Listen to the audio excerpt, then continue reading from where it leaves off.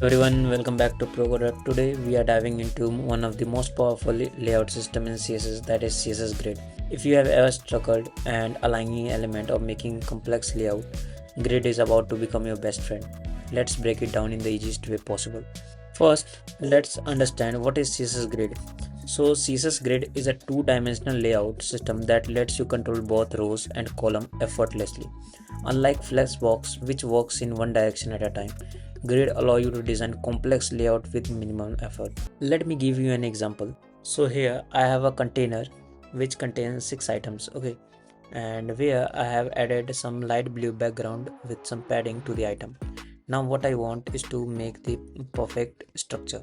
For that, what I will do is turn this container into a grid using display grid, okay, and then we defined column and rows using grid template column and grid template rows, and then we add some gap to the grid items. Okay, now you can see the changes. The items are arranged in a neat grid format, making our layout more structured. Looks good, right? Now let's take a step further. So for making the layout flexible, we have to remove the fixed size and instead we can use fractional unit. For that, we have to first set the width to be 100% and height to be 200 pixels for now, and I will add padding as well.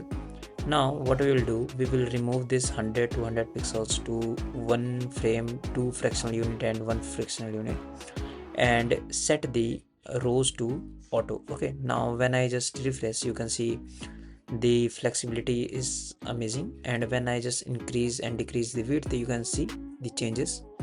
Yeah, it looks good, better than the before one. We can do even more to enhance this.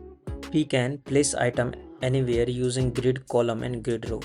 For that, we have to add a class to the item one. Okay, and now let's style this. So I will add grid column and grid row and add the values. When I refresh, you can see the items span across two columns, and you can control the exact placement of element without using float or positioning. Okay, so look at that, the first item now spans two columns, giving our layout more variations. Now let's explore how we can make our grid even more responsive. Okay, for do that, we can use repeat method. Okay, for that, let me just use repeat inside the grid template column and add the values. Okay, now you can see we don't have to manually define each column. Okay, and we can change the values as well. If I change this 3 to 2, you can see now we have only two columns in a single row. Okay, so you can adjust this as well. Nice, now the columns are dynamically generated. This makes it super easy to adjust when adding more content. But what if we want a more structured page layout? Let's check out our grid template areas. To show you grid template areas, I will create another container that is same as above, but we have header, sidebar, main and footer in this container. Okay, now I will add the color as well. Like header, I will add this color, and in the sidebar and in the main I will add this color, and in the footer I will add this color. Okay, now what I will do, I will create a container. Again, I will create a container and add a display grid. Inside this grid template areas, I will add two headers, two sidebar and a main, and then footer. Okay, when I refresh, you can see the header takes two columns, and the sidebar and main takes one column, and the footer again takes two columns.